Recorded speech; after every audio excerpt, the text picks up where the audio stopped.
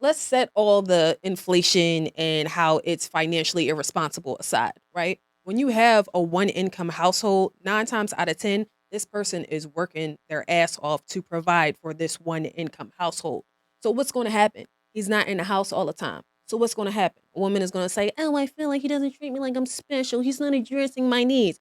Now what's going to happen? She don't want to have sex. Now what's going to happen? He going to start cheating. Now we have infidelity issues. Now we have an unhappy marriage. This is foolish. It doesn't need to be said. And even all that aside, I don't feel comfortable having to go to my man and say, "Yo, can I have some money for deodorant?" That's it. I can't do it. "Yo, can I have some money for tampons?" I can't do it. Like, to be that dependent on someone, like, bro, if you want to be a child all your life, just say that. Like, it's nothing wrong with being taken care of. There's nothing wrong with being well kept.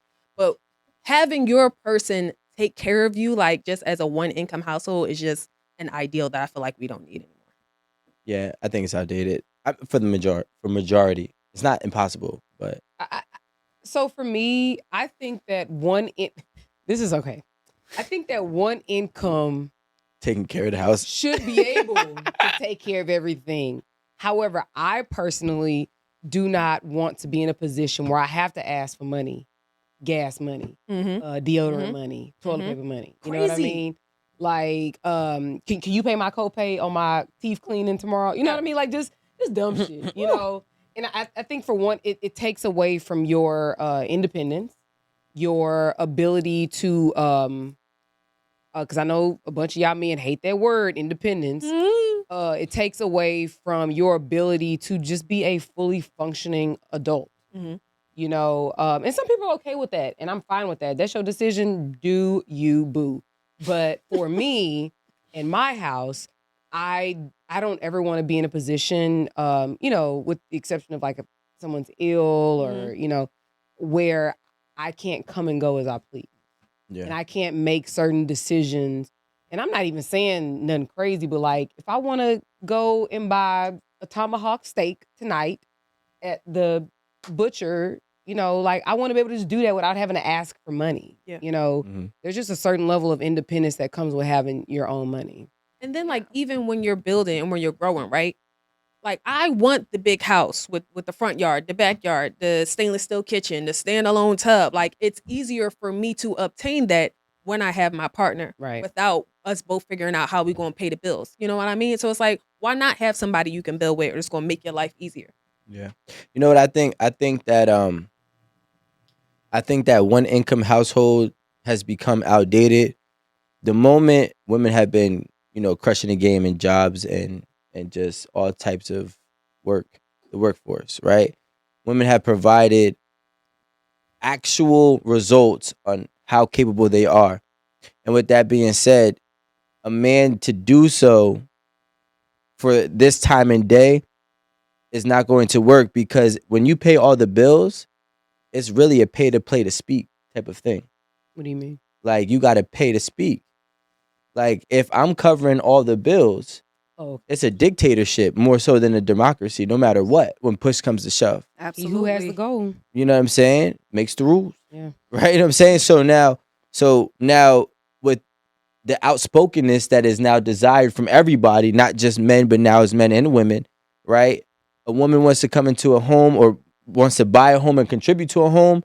She's going to want to, you know, showcase how she can also help contribute to this home as well, and as well as keep her independence, keep her actual sanity, because when somebody gets silenced because they are just financially not there, it becomes so hindering and just self-sabotaging that, you know, you never know what type of depression that can lead from that.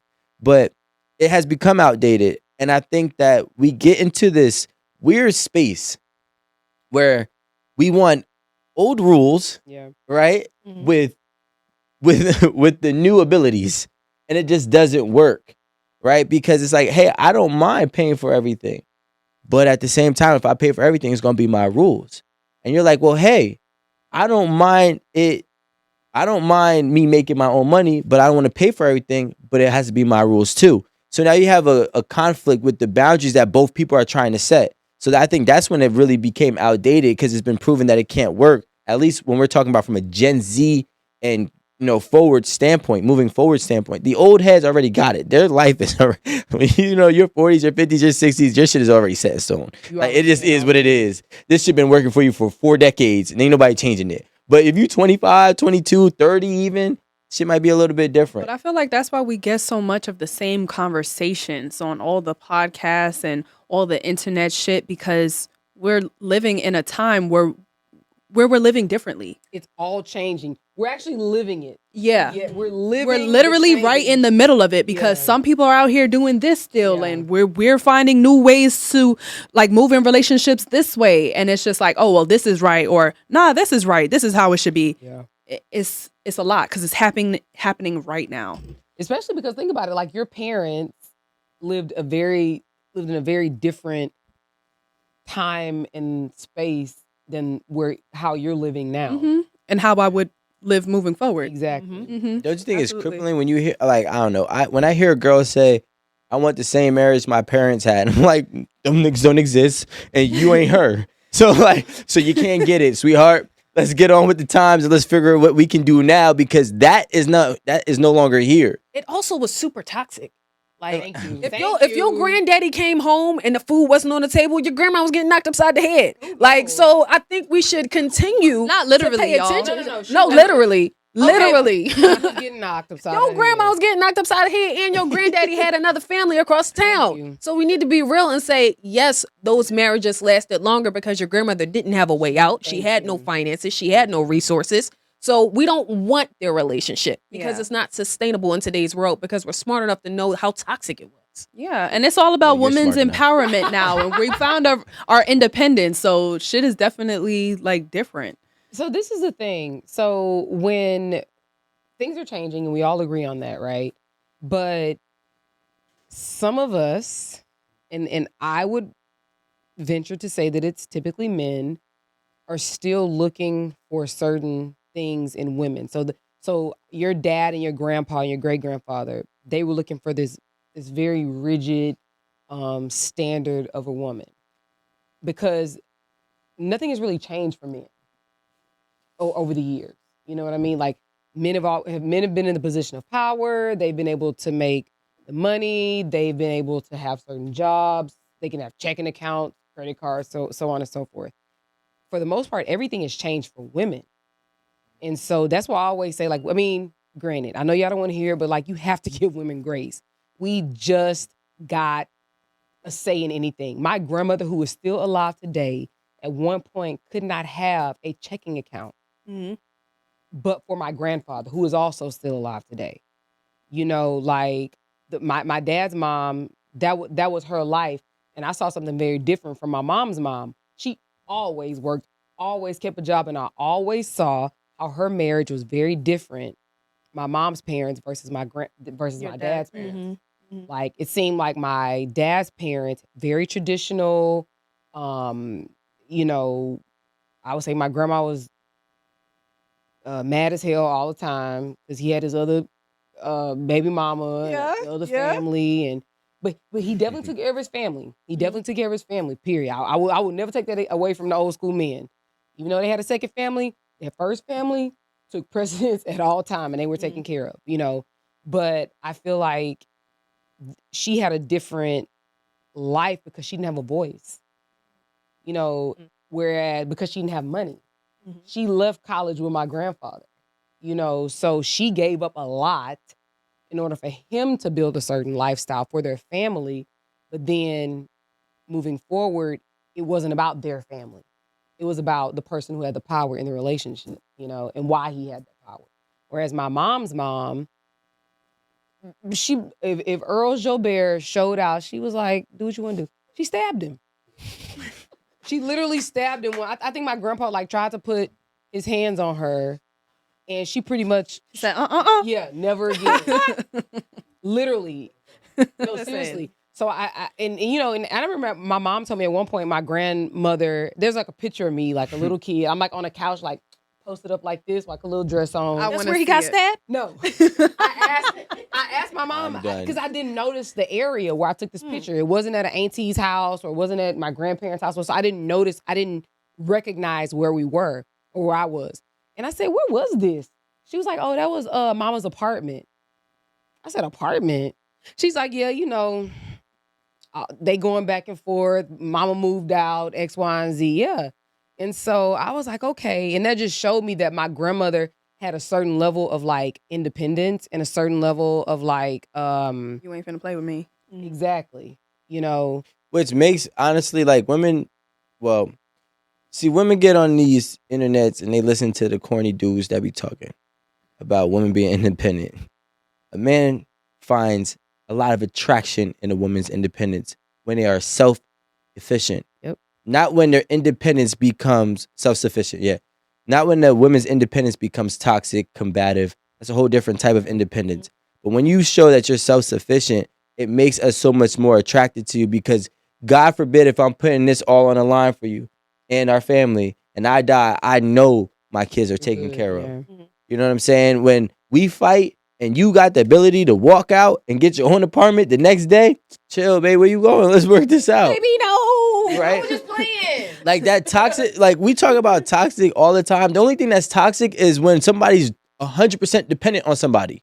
That's the only thing that's toxic, right? Because when you become 100% dependent, you're just taking all of these different blows that you typically wouldn't take until you know, become a ticking time bomb and explode. And now and you stab him in his sleep. And then guess what happens? You still help him revive because he is your dependent. Yep. And like, you know what I'm saying? You're his dependent. Or yeah. Yeah. You're his dependent. Exactly. Mm-hmm. So now it's a circle. It's a cycle that goes on. But you know, you had said something that I wanted to touch on before that part.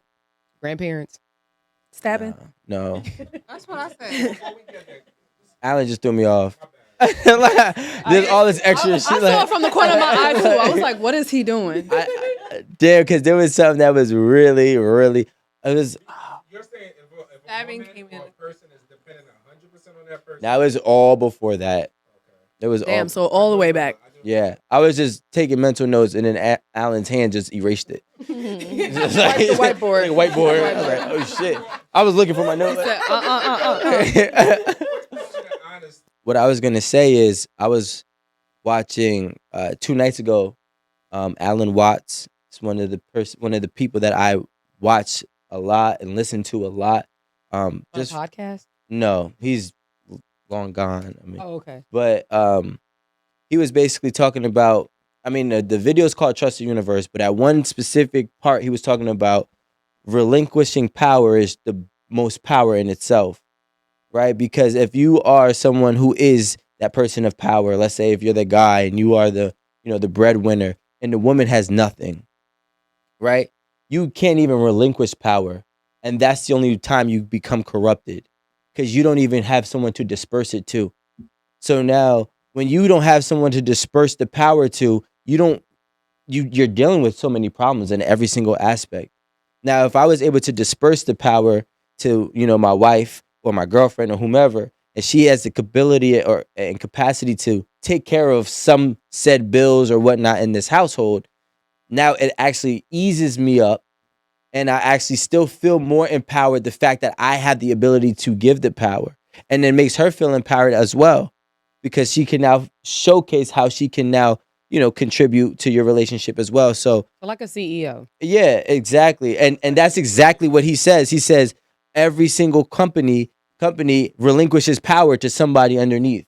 You have a CEO, you have a CO, you have VPs, you have presidents, et cetera, et cetera, et cetera.